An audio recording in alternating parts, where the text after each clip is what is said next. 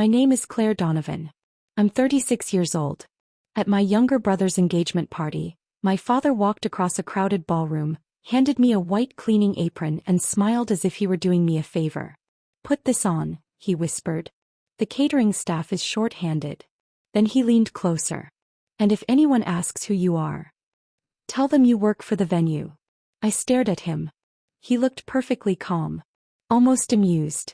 You don't want people asking uncomfortable questions. Around us, nearly 200 guests laughed beneath crystal chandeliers. Champagne glasses clinked. Someone started applauding the newly engaged couple. No one noticed my father quietly erasing me from the family, except my older cousin Michael. He looked away the second our eyes met. Because he already knew. He'd known for almost 16 years. I tied the apron. I served drinks. I cleared empty plates while strangers congratulated my parents on raising such a successful family. Then, 45 minutes into dinner, the bride-to-be suddenly collapsed. She wasn't breathing. Guests screamed. People rushed in every direction. My father froze. My brother panicked. The ballroom descended into chaos. I dropped the tray I'd been carrying, knelt beside the woman they were celebrating, and became the only person in that room who knew how to keep her alive. The same hands my family had spent 16 years calling a disappointment became the reason my brother's fiancée survived long enough to reach the hospital. What happened after the ambulance left didn't just expose one lie. It uncovered 16 years of secrets my father thought had been buried forever. If you've ever been treated like the invisible one in your own family, leave a red heart in the comments. Subscribe if you enjoy stories where the truth takes its time, but always arrives. As this one is only getting started. To understand that apron, you first have to understand my grandmother. In our house outside Lexington, Kentucky, everyone had a place. My older sister Rebecca was the achiever. Straight A's. Student council. Perfect smile. Perfect hair. Perfect daughter. My younger brother Ethan was the miracle baby. Born after my mother was told she'd never have another child. Everything he did was celebrated before he'd even finished doing it. Then there was me, the middle child. Reliable, quiet, easy to overlook. When relatives visited, Rebecca showed them her trophies. Ethan performed magic tricks. I carried dishes into the kitchen. No one ever asked me to. It was simply where I drifted. One Thanksgiving, I remember carrying dessert plates back toward the sink. I couldn't have been more than 12.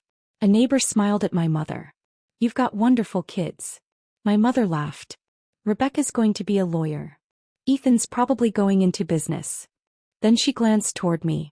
"Claire, she'll always help wherever she's needed." Everyone smiled. 12 years old. I thought she'd complimented me. Took another 20 years to realize. She'd already decided I wasn't meant to have a future of my own. I was meant to support everyone else's. The one person who never treated me that way was my grandmother Eleanor. She'd owned a tiny independent bookstore for almost 40 years. The place smelled like old paper and cinnamon tea. Every Saturday, I'd help her alphabetize shelves while she recommended books she insisted I was old enough to understand. She believed every story mattered, especially the uncomfortable ones. Whenever customers paid in cash, she'd write each sale into a thick leather journal. Every page, every dollar, every date. One afternoon I asked why she still kept handwritten records. "Because memories argue." She smiled. "Ink doesn't." She tapped the journal gently. "Write things down, Claire. People change. Paper doesn't." At 14, I thought she was talking about bookkeeping. Years later, I'd realized she was talking about family. Grandma Eleanor passed away during my senior year of high school. The entire family gathered after the funeral. My uncle handled most of the paperwork. My parents handled the conversations. My grandmother had left behind something unexpected. Not a fortune, but enough. $120,000. To be divided equally among her 3 grandchildren. The money had one purpose. Education. Me. Ethan. Equal shares. My father immediately stood. "It's simpler if I manage everything." He smiled around the room. "The kids shouldn't worry about investments." No one objected. Why would they? He was respected, successful, reliable. People trusted him, including me. A week later, I asked whether I could see the account information. Not because I doubted him. Because I wanted to understand how college savings worked. He laughed. You've always worried too much. The money's safe. That should have been enough. I said. Something about the way he answered stayed with me. Grandma Eleanor's words drifted back into my head.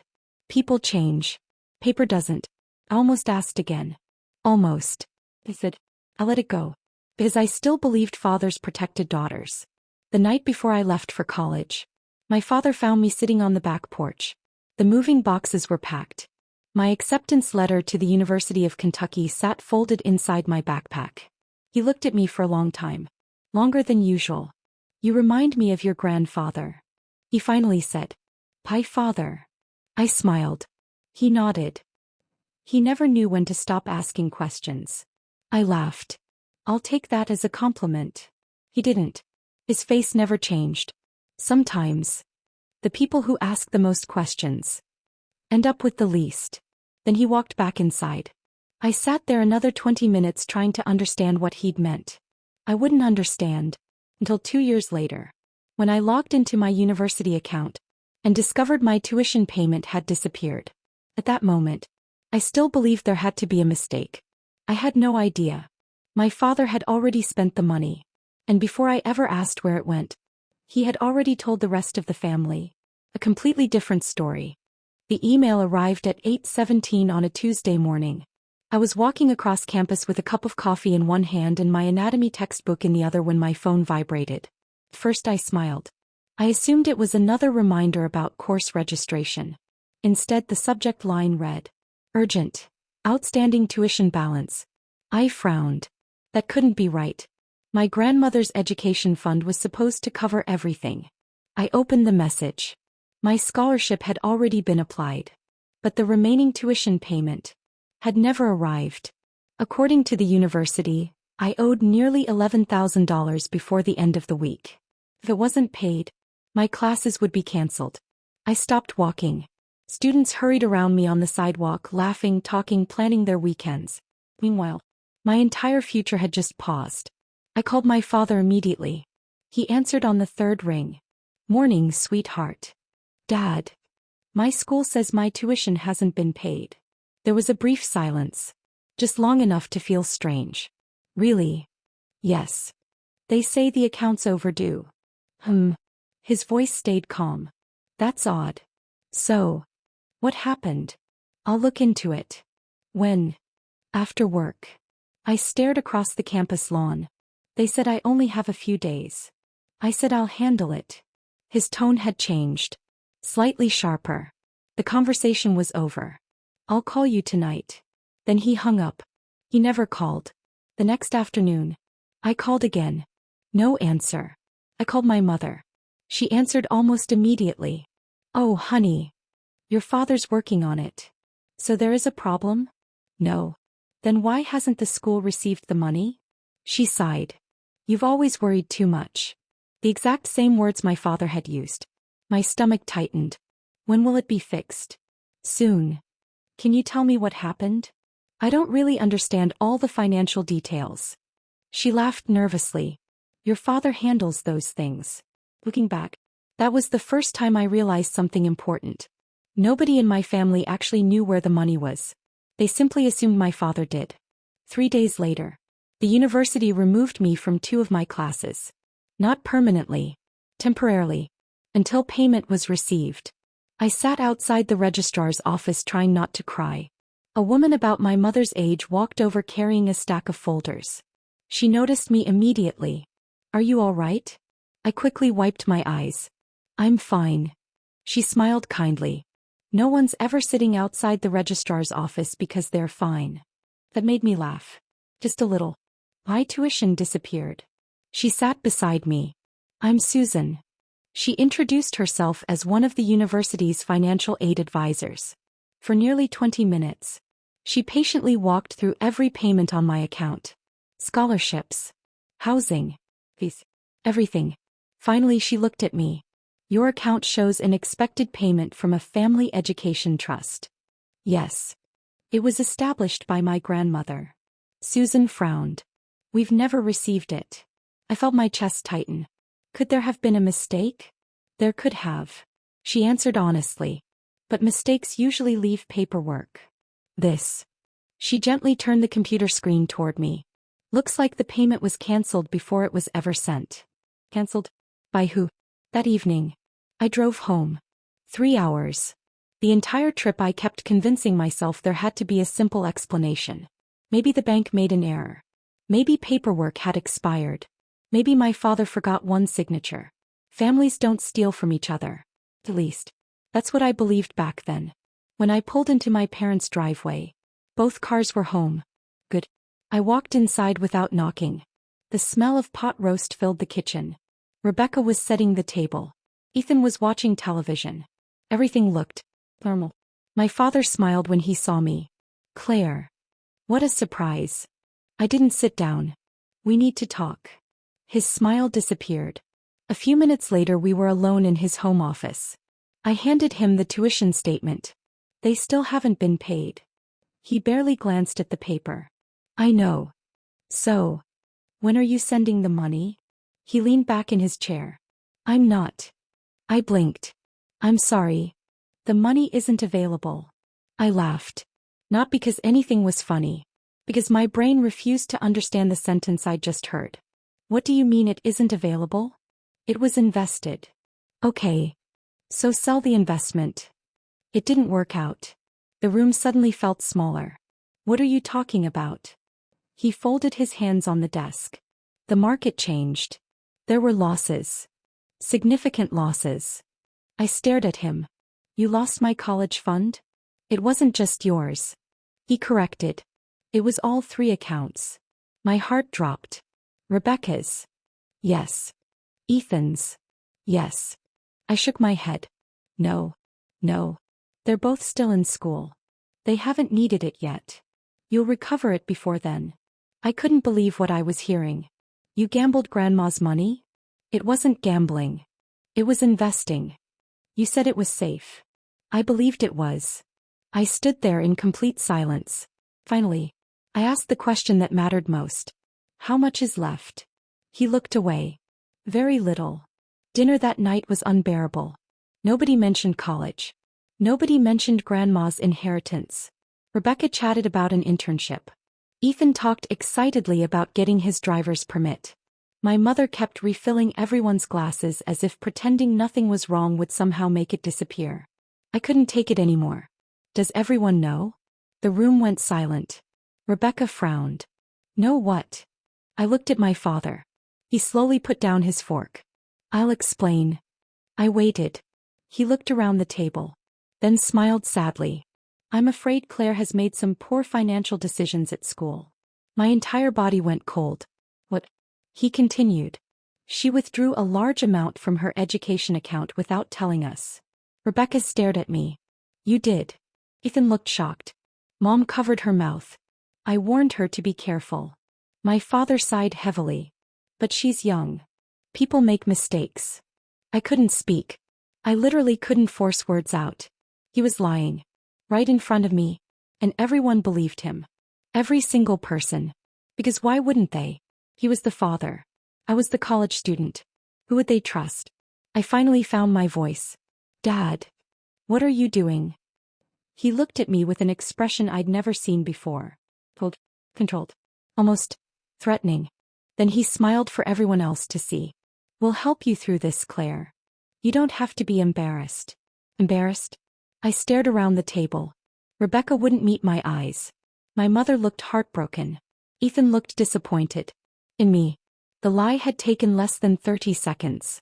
And just like that, I became the irresponsible daughter.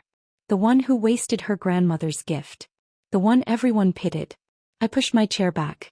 Without another word, I walked out of the house. As I reached my car, my phone buzzed. One new text. From a number I didn't recognize. Your grandmother knew this might happen. Don't trust anyone until you find the blue journal. I stared at the text message until the screen went dark. Your grandmother knew this might happen. Don't trust anyone until you find the blue journal. No name. No explanation. Just that. I read it again. Then again. My grandmother had kept journals for almost everything.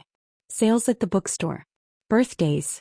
books she loved, even recipes she'd collected over 40 years. But whoever sent this message hadn't written a blue journal. They'd written the blue journal. As if there was only one. As if I should already know exactly which one they meant. The problem was, I did. The last time I'd seen it was the afternoon before Grandma Eleanor's funeral. She'd always kept it inside the bottom drawer of the cash register in her bookstore. A thick leather notebook with faded blue covers. She never let customers touch it. Even as a teenager, I wasn't allowed to flip through its pages. Whenever I asked what she wrote inside, she'd smile. Things worth remembering. That was all she'd ever say. After the funeral, the bookstore closed. Everything inside had been boxed up. I hadn't thought about that journal in almost 2 years. Till now. I drove there the next morning. The building sat on the corner exactly as I remembered. The faded green awning. The brass bell above the door. The handwritten sign that still read. Closed until further notice. Dust covered the windows. The place looked abandoned. Across the street, Mr. Collins was sweeping outside his hardware store. He'd known my grandmother for decades. When he saw me, he smiled sadly. Claire. I wasn't sure you'd ever come back. I need to ask you something. He rested both hands on the broom. About your grandmother? I nodded. Do you know what happened to her journals? His smile faded. I know who took them. My stomach tightened. My father. Mr. Collins hesitated. No. Your great-aunt Margaret. That surprised me. Grandma's younger sister had lived almost an hour away. She rarely visited. Why would she take them? He shrugged. Your grandmother asked her to. Before she passed. Those words echoed inside my head. Which meant Grandma had planned it. I hadn't seen Aunt Margaret in nearly 5 years. She lived alone on a small horse farm outside Georgetown. By noon I was pulling into her gravel driveway. She opened the front door before I even knocked. As though she'd been expecting me. You got the message. Not. Oh. Not. How are you? Just.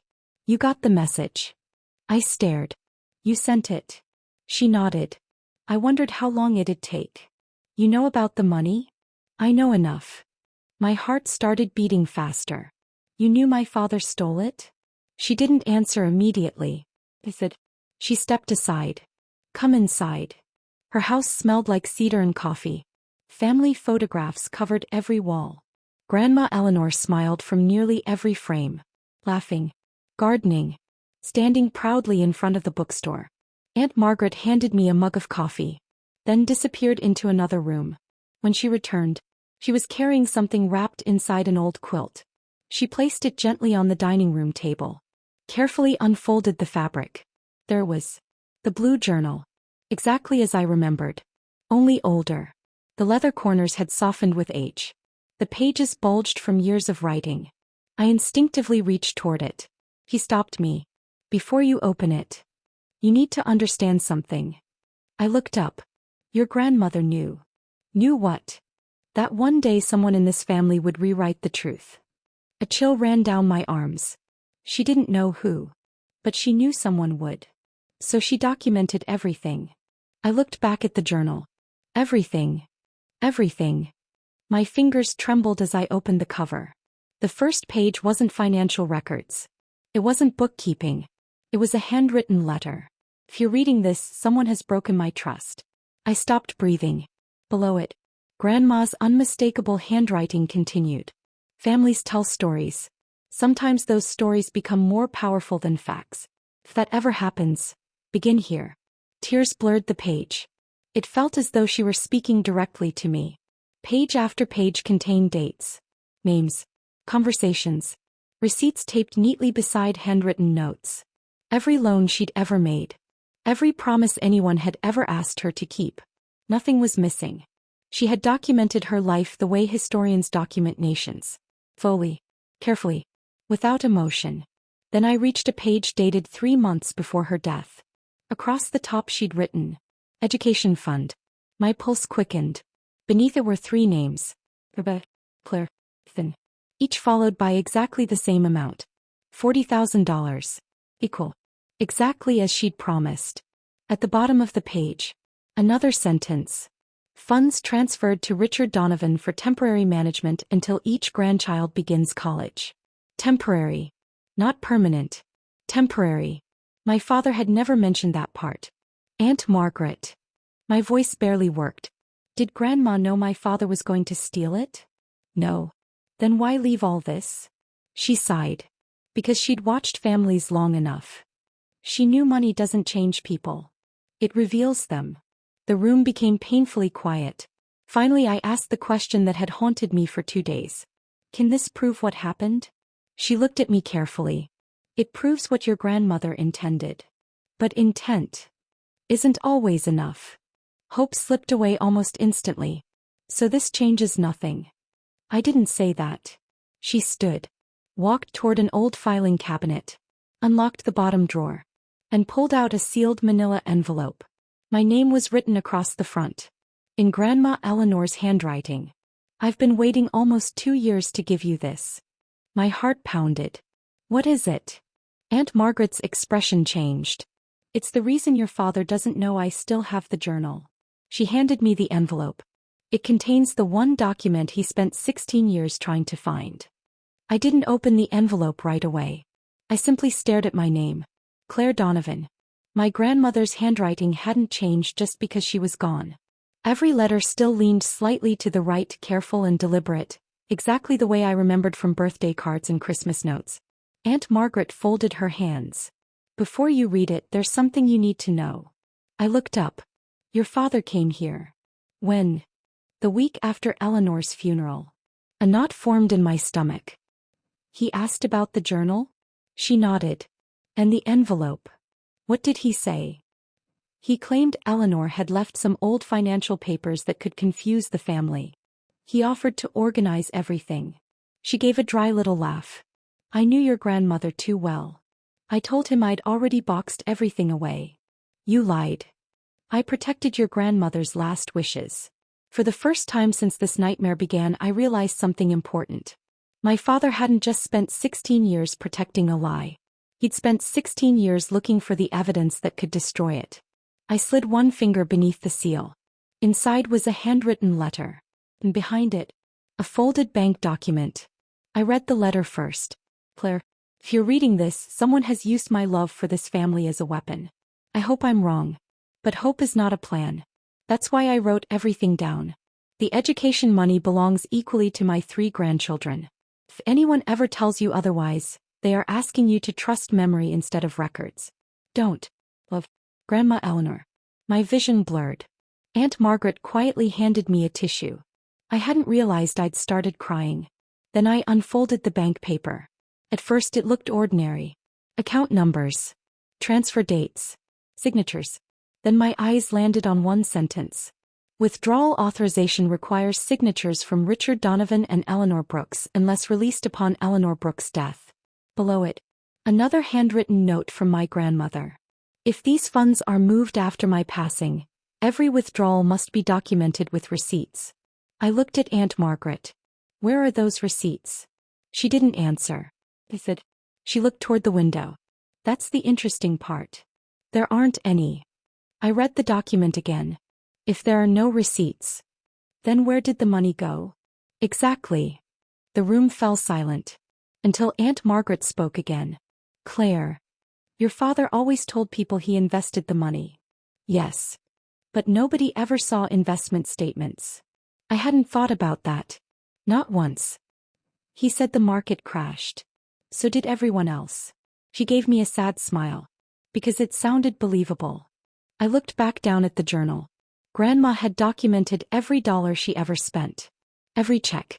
Every deposit. Every loan. If my father had really invested the money, there would be a trail. I said. There was nothing. No brokerage statements. No tax forms. No records. Nothing. That evening I drove back toward Lexington with the envelope on the passenger seat. For 2 hours I replayed every conversation I'd had with my father. Every explanation. Every excuse. None of them contained a single fact. Just confidence. Somehow, confidence had been enough. The next morning my phone rang. But she almost never called me first. Claire. Her voice sounded hesitant. Can we meet? I was surprised. Sure. Not at Mom and Dad's. That surprised me even more. An hour later we were sitting inside a small coffee shop downtown. For several minutes she just stirred her drink. Finally she looked at me. I need to ask you something. Okay. She took a slow breath. Did you really spend Grandma's money? There it was. The question she'd believed for 2 years. I reached into my bag. Pulled out the bank document. Then the journal. Then Grandma's letter. I slid them across the table. I didn't.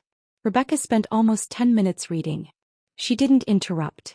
She didn't ask questions. When she finally looked up, her face had changed. I've never seen any of this. I know. Dad told us the bank records were private. I almost laughed. Of course he had. What do you think now? Rebecca looked out the window for a long time. I think. She swallowed hard. I think Dad lied. Hearing someone else say it made everything feel real. Before we left, Rebecca stopped me. Claire. I need to tell you something. What?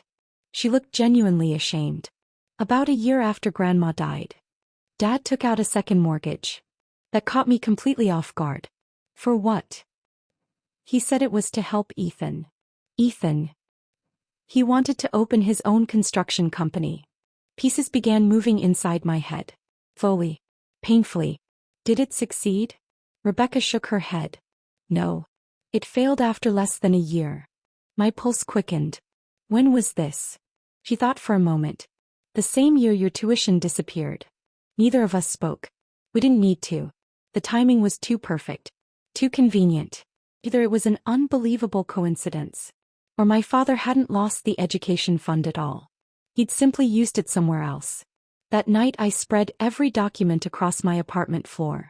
Grandma's journal. The bank authorization. Her letter. My tuition statement.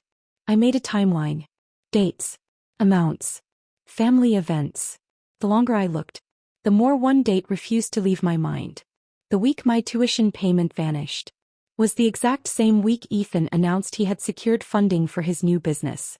I stared at the calendar. Then at the journal. Then back again. For the first time, I wasn't trying to prove my innocence. I was trying to answer a much darker question. If my father hadn't stolen my future because he hated me, who had he been trying to save? Just then my phone buzzed. A new message. From an unknown number. Stop digging. Some truths destroy families forever. I read it twice. Then smiled for the first time in days. Because only one kind of person sends anonymous warnings. Someone who's afraid you're getting close. I didn't answer the anonymous text. I simply took a screenshot. Then another. My grandmother had repeated the same lesson my entire childhood. Write things down. People forget. Paper doesn't. Phones don't either. I added the screenshot to the growing folder on my laptop. By now it contained my tuition notice. Grandma Eleanor's letter. Copies of the pages from the blue journal. And every strange message I'd received over the last week.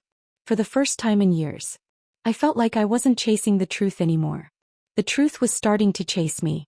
2 days later, Rebecca called again. You need to know something before Saturday.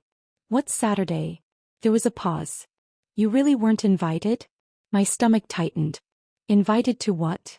Ethan's engagement party. The words landed harder than I expected. My own brother was getting engaged.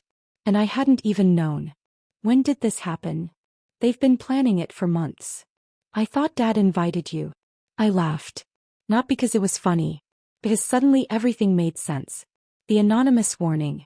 The sudden phone calls. Someone had realized I was getting close. And now my family was gathering in one room without me. That evening, I found the invitation in my mailbox. No handwritten note. No apology. No explanation. Just a cream-colored card. The Donovan family requests the pleasure of your company. I almost threw it away. I said. I placed it beside Grandma's journal. Sometimes life doesn't knock twice. Sometimes it sends engraved cardstock. The engagement party was held at Ashford Manor, a restored estate just outside Lexington. Nearly 200 guests filled the ballroom. Business partners, neighbors, church friends, people who had known my parents for decades. People who believed every story my father had ever told. I parked across the street and sat in my car for nearly 10 minutes. I reminded myself why I was there. Not revenge. Answers. If my father really believed his lie, tonight would expose it. If he didn't, he'd make a mistake. Liars always do. Everything looked perfect. Crystal chandeliers. Fresh flowers. Soft piano music. Rebecca spotted me first. Relief washed across her face. You came. I almost didn't. She hugged me tightly, then whispered, "Be careful." Before I could ask why, someone called her name. She disappeared into the crowd. I hadn't taken 3 more steps before I heard my father's voice. Claire. He was smiling. Warm. Friendly. Exactly the smile everyone else expected. There you are. He kissed my cheek. Anyone watching would have thought we had the perfect relationship. Then, without changing his expression, he slipped something into my hands. A folded white apron. I looked down. Commercial kitchen supply. Brand new. Still creased from the package. My heart began pounding. He leaned close enough that only I could hear. The caterers are short 1 server. I told them my daughter would help. I looked up. What?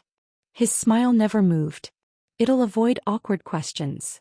What questions? He answered so quietly I almost missed it. The ones about why you never finished college. For a moment, neither of us spoke. 16 years. And somehow, he still believed he could rewrite me with a single sentence. Guests continued chatting around us. Nobody noticed. To them, a father was simply speaking with his daughter. Only we knew he was erasing me. I looked across the ballroom. Rebecca had seen everything. She took 1 step toward us. My father caught her eye. A tiny shake of his head. She stopped. Not because she agreed. Because she froze. Just like I'd frozen 16 years earlier. Then I heard another voice. Richard. It was my cousin Michael. He walked over carrying 2 champagne glasses. His smile faded the moment he noticed the apron in my hands. For a split second, our eyes met. And I saw it. Guilt. Not confusion. Recognition. He knew exactly what was happening. Just like the day my father lied about my tuition. Michael looked at me. Opened his mouth. Then closed it again. He handed 1 glass to my father. Turned around. And walked away without saying a word. That silence told me more than any confession could have. I looked back at my father. You planned this. I planned a peaceful evening. You planned to humiliate me. His smile finally faded. I planned to protect this family. From what? He looked directly into my eyes.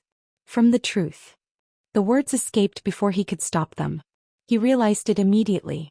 So did I. For the first time, he hadn't said your version of the truth. He'd simply said, the truth. He recovered quickly. I mean, from unnecessary drama. Too late. I'd heard him.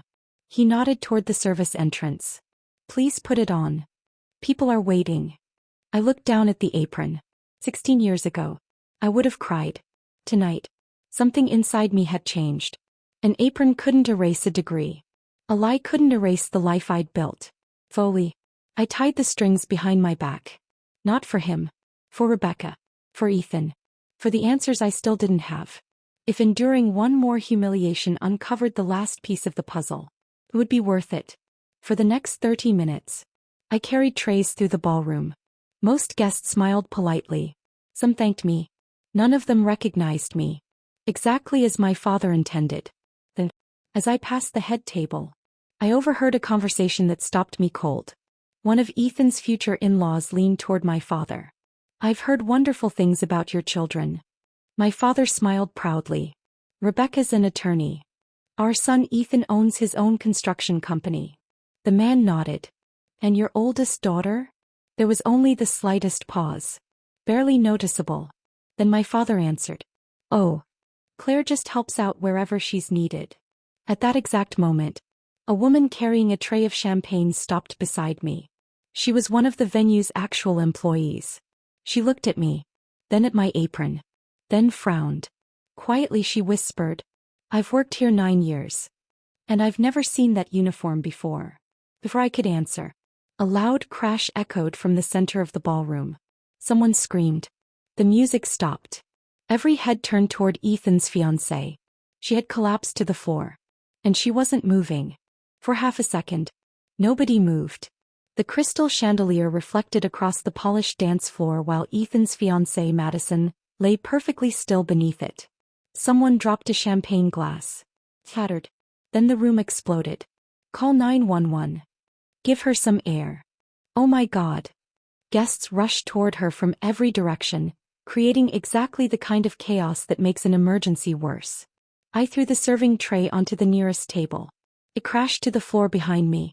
That was the last thing I carried for my father. By the time I reached Madison, 3 people were already trying to lift her into a chair. Don't move her. My voice cut through the ballroom. Everyone froze. I dropped to my knees. Madison. No response. Her skin was pale. Her breathing was shallow. I felt for a pulse. Fast. Much too fast. I looked around. I'm an emergency physician. The words landed like a stone. Nobody spoke. For 16 years. The only title my family had attached to my name was failure. Now strangers were staring at me, trying to reconcile what they'd just heard. My father stood 10 feet away. His face had gone completely white. Ethan. My brother looked at me terrified. When did she last eat? He blinked. What? When? This morning. I think. What time? He looked helplessly toward Rebecca. I don't know. Rebecca answered instead. Breakfast. Nothing since. I nodded. Has she been drinking? 1 glass of champagne. Any medical conditions? Ethan shook his head. No. Madison suddenly tried to sit up. Her arms jerked weakly. Then her eyes rolled back. I caught her shoulders before she hit the floor again. Someone behind me whispered. Is she dying? I ignored it. The ballroom was hot. Packed with people. Madison's dress was heavy. Her skin felt damp. I noticed tiny tremors in her hands. Then I remembered something Rebecca had mentioned while we hugged earlier. Madison had insisted on fitting into her wedding dress. She'd been on an aggressive diet for weeks. No lunch. 1 glass of champagne. Hours on her feet. Everything suddenly fit. I looked up. Someone bring me orange juice. Nobody moved. They were all looking at my father. Waiting for him. I said. The venue manager sprinted toward the bar. Seconds later, a bartender handed me a bottle. Madison was beginning to respond. Barely. I helped her drink small sips while keeping her sitting upright. Slowly. Color returned to her face. She blinked. Focused. Looked directly at Ethan. What happened?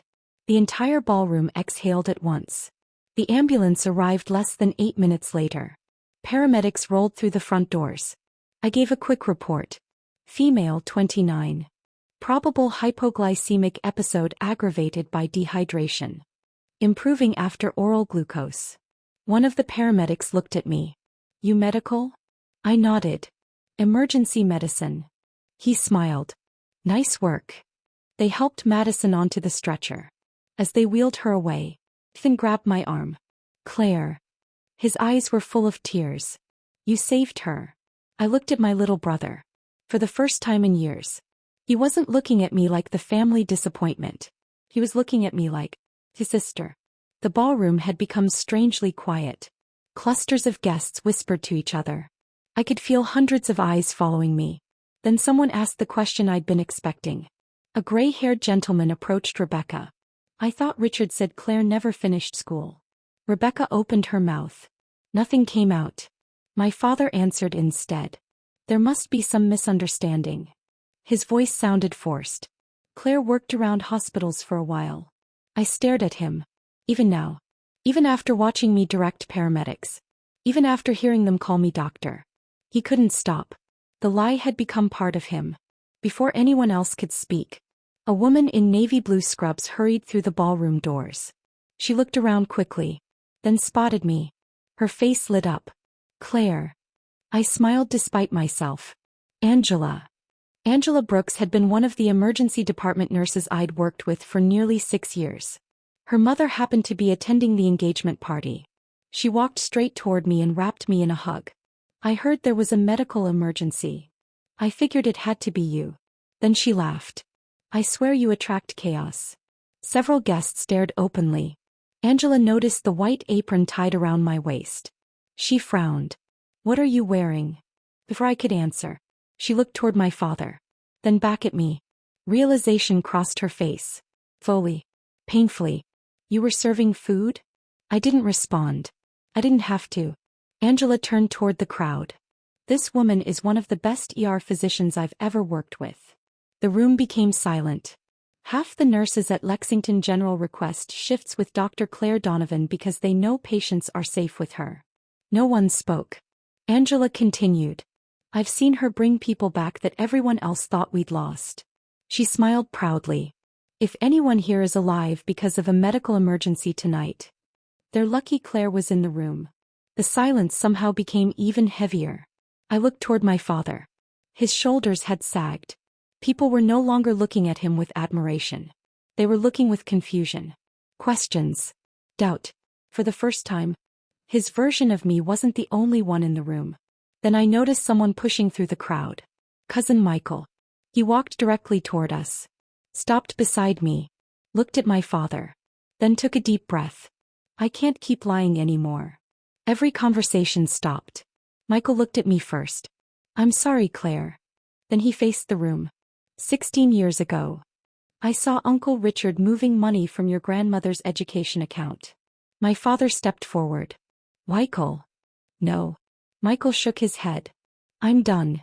I stayed quiet because I thought he'd fix it. He never did. My father tried to interrupt again. Michael raised his voice. He told me if anyone asked. Claire had spent the money herself. The ballroom fell into stunned silence. My father wasn't looking at me anymore.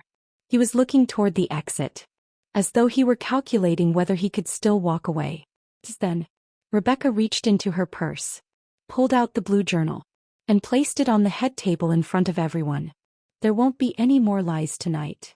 The blue journal landed on the head table with a dull thud. It wasn't loud, but in that silent ballroom, it might as well have been thunder. Nearly 200 guests stood frozen. No music. No conversation. Just the sound of someone quietly crying near the back of the room. My father stared at the journal as if it were a ghost. You shouldn't have brought that here, he said. Rebecca folded her arms. I didn't. She looked at me. Claire did. I shook my head. No. It belonged to Grandma. I'm just the one who finally opened it. Michael stepped beside me.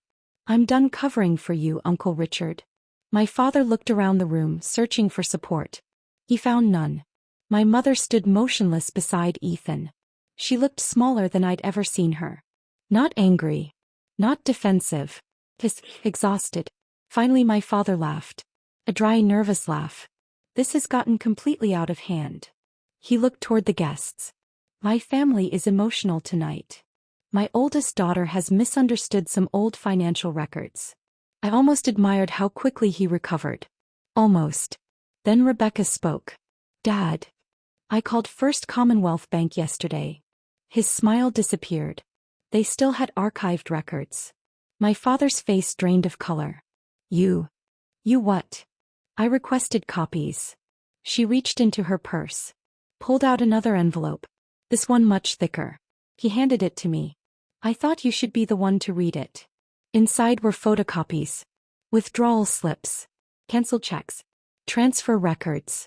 Every page carried the same signature. Richard Donovan. One withdrawal. Then another. Then another. Until the education account was empty. No investment company. No brokerage account. No market loss. Just direct transfers into my father's personal business account. I slowly looked up. You never invested anything. My voice echoed through the ballroom. You lied. Nobody moved. My father didn't answer. So I continued reading. The first withdrawal was made 3 days before my tuition payment was due. The second paid off the construction loan for Donovan Builders. Everyone looked toward Ethan. He frowned. What? I turned another page. The third paid outstanding equipment invoices. Ethan took 2 slow steps toward me. Wait. He grabbed the paperwork. Read the dates. Read the amounts. His hands began shaking. No. He whispered. No. He looked directly at our father. You used Grandma's money? Silence. Dad. Still nothing. You told me the bank approved a business expansion loan. No answer. You said. His voice cracked. You said you mortgaged the house. My father finally spoke. I was protecting this family. Ethan actually laughed. It wasn't amused. It was disbelief. You stole Claire's education. To save my company? He looked sick. I never knew. He turned toward me. Claire. I swear to you. I never knew. I believed him. Because unlike our father, Ethan had never learned to lie without blinking. My mother suddenly sat down, one hand covering her face. I asked him. Everyone looked at her. Her voice was barely audible. I asked Richard where the money came from. I knew the mortgage wasn't enough. She looked at me through tears. He told me he'd invested your education fund. And doubled it. She closed her eyes. I wanted to believe him. She looked toward my father. So I did. My father stared at the floor. For the first time all evening. He had nothing prepared. No explanation. No story. No performance. Then something unexpected happened. One of Ethan's future in-laws stood up. It was Mr. Harris. A retired judge. He walked calmly toward the head table. Looked at the documents. Then at my father. I'm going to ask you one question. My father swallowed. Did you tell your daughter that she spent her own inheritance? No answer. The judge waited. I asked you a yes or no question. My father closed his eyes. Yes. And was that true? A full 10 seconds passed. Finally. No. The word barely escaped his lips. But everyone heard it. A ripple moved through the ballroom. People weren't whispering anymore. They were simply staring. Some at me. Most at him. 16 years. Destroyed by one word. Oh. Rebecca walked over and took my hand.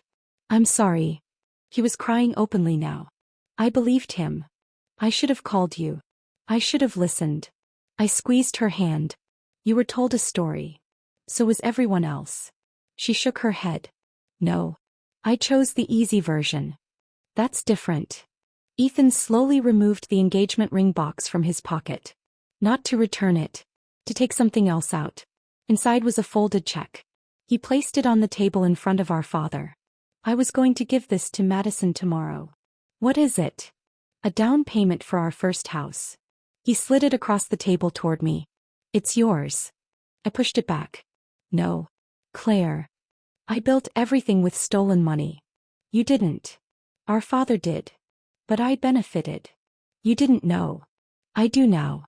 His eyes filled with tears. So let me start fixing it. Before I could answer, a voice came from the ballroom entrance. I think I can help with that. Everyone turned. A woman in a navy business suit walked inside carrying a leather briefcase. She looked directly at my father. Then at me. My name is Laura Bennett. I'm an attorney. She opened her briefcase. I represent Eleanor Brooks' estate. Every head turned.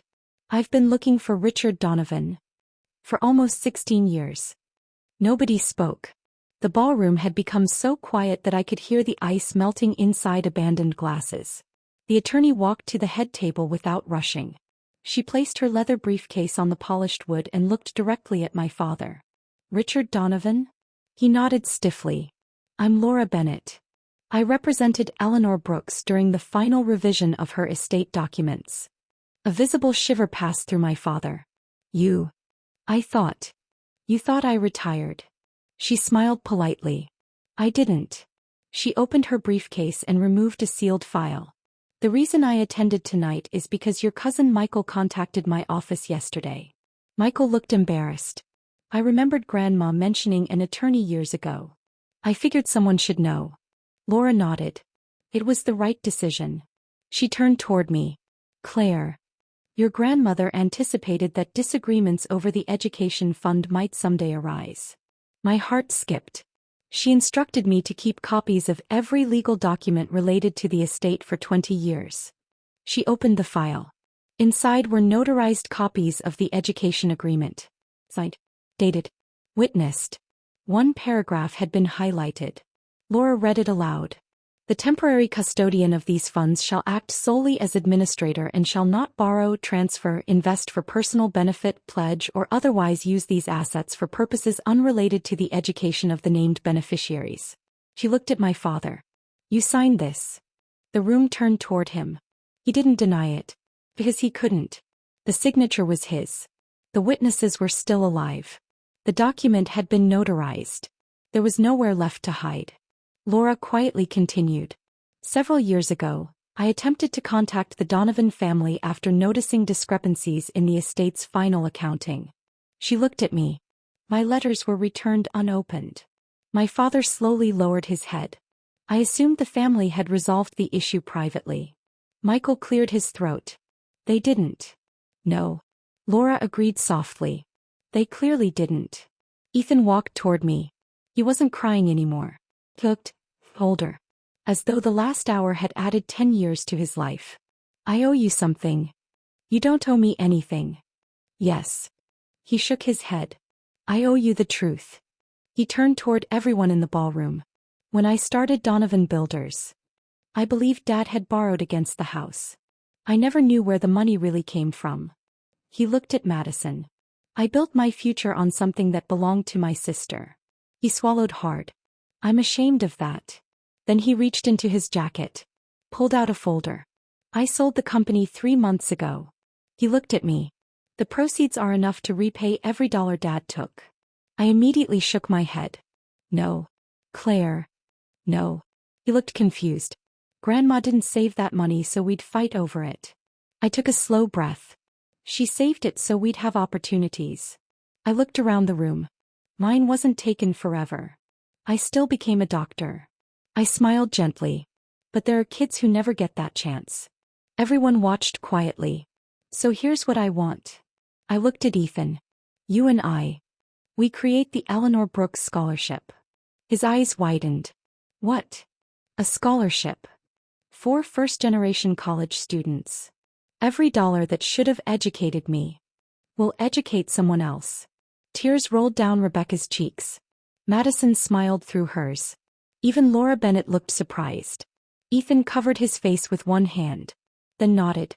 Done. We'll start it together. For several long moments, nobody looked at my father. He was standing completely alone. Not because anyone hated him. Because no one knew what to say. Finally, he spoke. I don't deserve forgiveness. Nobody answered.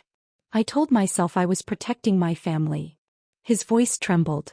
But every decision I made was really about protecting myself. He turned toward me. I stole money. But that wasn't the worst thing. The worst thing was stealing your name. My chest tightened. I let people believe you were irresponsible. I watched relatives avoid you. I watched your own brother doubt you. I mailed back your graduation invitation without opening it. His voice broke completely. And when people asked about you, I kept lying. The room remained silent. Because there wasn't anything left to add. The truth had finally arrived. All of it. I walked toward him. Every guest seemed to stop breathing. I was close enough now to see how much older he looked. His hair had gone almost completely gray. His hands shook. I've imagined this moment for years. I admitted quietly. I imagined yelling.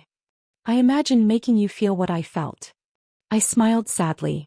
But somewhere along the way, I stopped needing revenge. His eyes filled. I don't forgive what you did. Not today. And maybe not tomorrow. But I refuse to carry it anymore. I reached into my purse. Pulled out Grandma Eleanor's blue journal. Held it in both hands. This belongs to the family. Not to me. Not to you. To all of us. So we're going to tell the story correctly from now on. I handed the journal to Rebecca. Keep it. She looked stunned. Me. You're the attorney.